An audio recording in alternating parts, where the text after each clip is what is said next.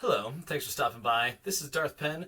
Today I would like to show you my manga collection update video showing you how I've been reorganizing and a few new comics and manga series that I have picked up. So make yourself comfortable and enjoy the video. Have a great day. Alright crew, let's go ahead and get started. If you're new here to the channel, I appreciate you coming to check out the content. If you are returning, you would have known in the last update video I had given Vinland Saga's Makoto Yukimura, as well as Vagabond's Takahiko Inoue their own shelves. So I have them organized by mangaka. I went ahead and expanded that idea and ended up doing that into these two entire shelves here. Let me go ahead and show you. We're not saving the best for last. Not for this video, anyway. Starting off strong with Kentaro Miura. This is Berserk. I also have Gigantomaxio by Kentaro Miura. Berserk is my favorite series by far. The best underdog tale that I've ever read. This is the main character. This is Guts. You might be looking at him and thinking, there's no way that this dude is an underdog, but literally he has the worst luck in any series that I've ever read. From the moment this dude was born to literally every circumstance ever, it's just been god-awful for him. Pulls through and still surviving up to volume 40. Heartbroken, and we'll see where it goes, but absolutely amazing series. Recommend it for sure if you've never checked it out, and if you can handle a mature read. Very, very mature read. Moving on here, we have the Yukimura shelf containing all of the current volumes that are available of Vinland Saga and these beautiful hardcover editions, as well as Planetes, also by the same mangaka. Now, if you've never heard of Planetes, this is a 5-volume series that I believe that was released in these two Dark Horse trade paperback. Pretty nice editions, to be honest with you. It takes place in space about trash heap collectors in space. That's normally what you hear about this. To take away from it, a lot of this deals with the psychological elements of being like space sick and just experiencing like total vacuums in space, like the complete loss of like sight and sound, and just the mental trauma that can take on somebody. So that aspect of this is super, super cool. But the artwork, if you like Vinland Saga, Planetes is very similar. Great art style. A little earlier, you can tell, but beautiful space series for sure. Check it out if you haven't heard of it. Vinland Saga is all about Vikings and a tale of revenge, a tale of woe, a tale of heartbreak. Beautifully drawn, wonderfully written, still ongoing. It's got to be close to ending, but yeah, every single volume is just amazing. There's not a bad volume in here. People talk bad about the farming arc. I freaking loved the farming arc. I thought it was great character development. I thought the 180 character turns in the way that it was written was just perfection. So yeah, people talk crap about it, but it's great. If you like the series, don't nitpick about what you don't like. It's all good, and it all should make for a wonderful, amazing tale at the end. Next up here, we have the Inoue shelf. Volumes 1 through 10 currently. There's 2 more of these Viz-Big editions. These collect 3 volumes apiece, and then I have a few loose ones. If you look behind here, I have his other series, at least 8 of them, of Slam Dunk. This is his basketball series, which makes sense why we have Hoops from NES on the manga shelf, but honestly, you shouldn't have to question that. It's Hoops for the NES, let it be. We got, in my opinion, the best Samurai series manga. You'll see a few videos to battle online. Which is better? Is it Blade of the Immortal? Is it Vagabond? I haven't finished either of them yet. I'm like 85% way through both of them. I love them both, but I gotta give it to Vagabond for the artwork and the way that the battles play out. I definitely think this is the better of the two, as much as I love Blade of the Immortal, but Vagabond, in my opinion, is where it is at.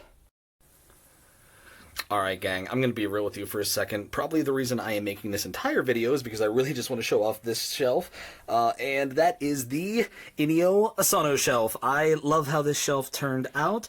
I have almost all of his English translated works except 1 or 2, which I will hopefully be collecting here in the near future.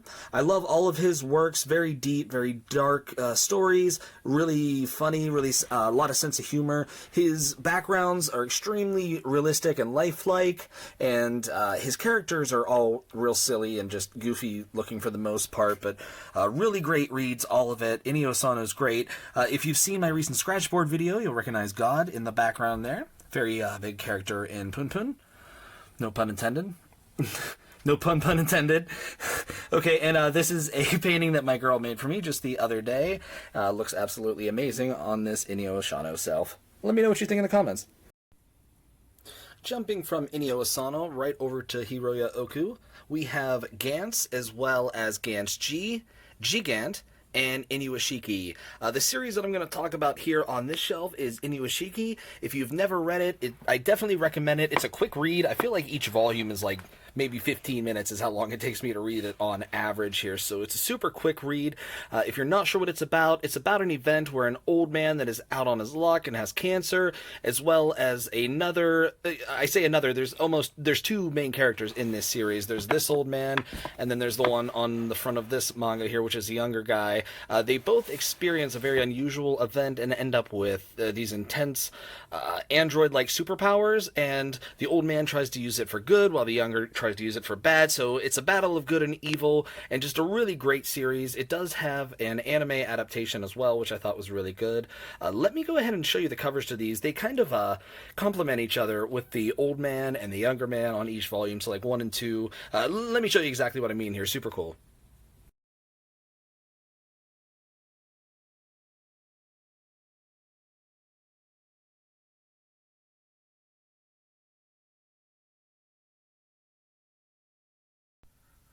Whoa! Oh, sorry, I hope I didn't startle you there. This next shelf is pretty haunting. This houses all of my Junji Ito reading material. Starting over here to the left is Uzumaki, Gyo, and Tomie. These are all larger stories that are contained in 3 books. A wonderful series. If you've never heard of Junji Ito, he is definitely #1 when it comes to horror-related manga. Look at that art here. This is underneath the dust jacket of the Fragments of Horror. He has a lot of short stories here. Over here we have Shiver, Frankenstein, Smashed. These are all short story collections with a few more coming out this year. And to the most right we have No Longer Human. This is a manga adaptation of a very popular Japanese novel.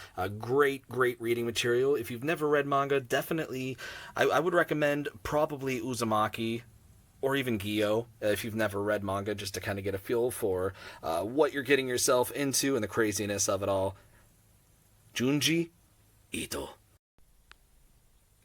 So this might be considered slightly cheating, I guess, since this shelf did already exist, but this is the Zelda shelf. This is by the writing partners of Akira and Himikawa. Sorry if I mispronounced names here, of course, but this is a writing duo that has been writing the Legend of Zelda series over the past, 15 years or something like that. They're still coming out. Volume 6 was just recently released. Volume 7's coming out in the summer, and I'm not sure how many volumes of The Twilight Princess are actually going to be released. If you know, definitely let me know. I'm wondering how long that's going to go on for, but definitely really cool. This is all ages reading material. Got Final Fantasy VII on the mind. So definitely check it out if you have the youngins around, or if they're into Zelda or watching you play The Legend of Zelda. They'll really get a kick out of it for sure. Right below this champion here is the Urasawa shelf, which houses my monster collection. This is volumes 1 through 9. Amazing psychological horror thriller, more thriller than horror, I guess, but definitely an amazing read. This is one that I would recommend to anybody that is looking for an adult story that's gonna be on the end of your seat. You won't want to stop reading it. It's definitely gets you hooked. The other series that I have of Urasawa's are Pluto Volume 1 and 20th Century Boys. I have not gotten any more, but I definitely plan on it so I can remove this Zelda monopoly and fill up the rest of the shelf back there with some more Urasawa faux show. Alright, for the final shelf I'm going to showcase here, everything's just organized in alphabetical order. It's no longer organized by mangaka, so we'll start here with After Hours. This is a romance Yuri manga released by Viz that's a good quick read. Akira, volumes 1 through 6. This is a classic anime. This is the manga that it was based off of, and I have the Blu-ray up top there. Great series, science fiction, futuristic. Well, it was futuristic until last year, I guess. Now I guess it's kind of a historic. Anyway, Battle Angel Alita, this is the deluxe editions. I'd say that these are the nicest manga that I owned before I got the Berserk deluxe editions. Then I think that took it up at least one notch there. But yeah, these Battle Angel Alita editions are wonderful. This is about a cyborg female that just kicks major ass. The whole series is really fun. A movie was recently released on it, I think just last year. I saw it in the theaters and it was definitely a good time. This is the sequel to that series called Last Order. I have volumes 1 through 6. And then down here, this is my, you'll see a lot of games on this shelf, and this is kind of gaming related here, but I have a few more issues of Battle Angel Alita Last Order, as well as Battle Royale. Let's see, Blade of the Immortal we have here. I have 7. There's still 3 more of these that I need before they're completed. What else do we got? Some games here. These are my childhood games, basically the NES cartridges that I grew up on. So we got Mario 1, 2, 3, Metroid, Turtles, Metal Gear, and Snake's Revenge, some Tetris, Kung Fu, Excite Bike. If you played any of these, you know how great they are. They're for sure. So this is, yeah, kind of the gaming shelf. I have some amiibos set up here, you can see. Let's move on. Going on to the next shelf, we have Blade of the Immortal, Book 7, as well as the DVD for the original anime there. Black Torch, which was a Viz series that I really liked, but I guess nobody else did because it got dropped and there's only 5 volumes that released for the whole series. Let me know what you think of that, if I should get the other 4. I know it's a short series. Bleach, I had read the very first volume of it, and it didn't really catch me, to be honest with you. Alonzi is reading it right now and loves it. I also have one of my closest buddies just watched the... what do they call it? The Soul Society arc, the first arc in anime, and he binge watched it during this this stay-at-home season and absolutely loved it. So I might have to give Bleach another try, to be honest with you. Captain Harlock books 1 and 2 in 1970, like late 70s, early 80s space opera type manga. Delicious in Dungeon, which is a food manga, really bizarre food manga, kind of like an RPG game food manga. I don't know, kind of bizarre. Demon Slayer, very popular anime, so I grabbed the first 2 volumes of the manga. Really wasn't impressed by the art, so I dropped it. Dr. Stone, which was alright. Just alright, I guess. Drifters, Eden, It's an Endless World. I really do like this series, but it's super out of print, really difficult to grab any of the copies, and it was never finished, so that's even less of a, less of an incentive for me to go ahead and hunt them down.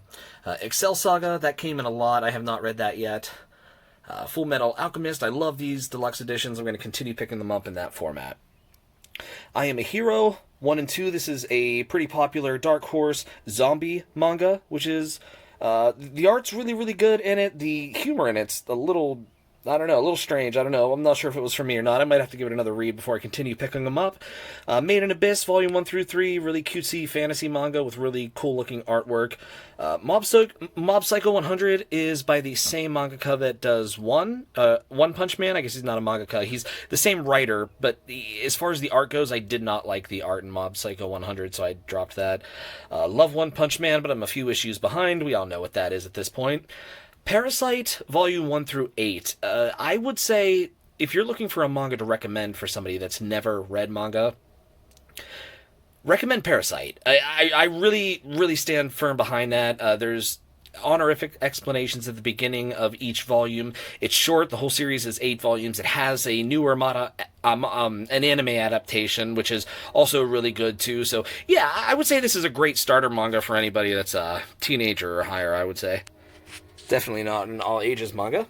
And then bottom shelf, but not bottom shelf material, we have The Promised Neverland, an ongoing series by Viz. We got Soul Eater, Volume 1 through 7, Samurai Deeper Kyo, I believe how that's pronounced, and Tokyo Ghoul, which I have all of the first series, but never finished it. I've read Volumes 1 through 7 twice, and then just kind of lost interest around that same point, and yeah, I'm honestly considering selling that to get more manga that I do like. So, but that's not what this video is about. This is an update video. Thanks for stopping by.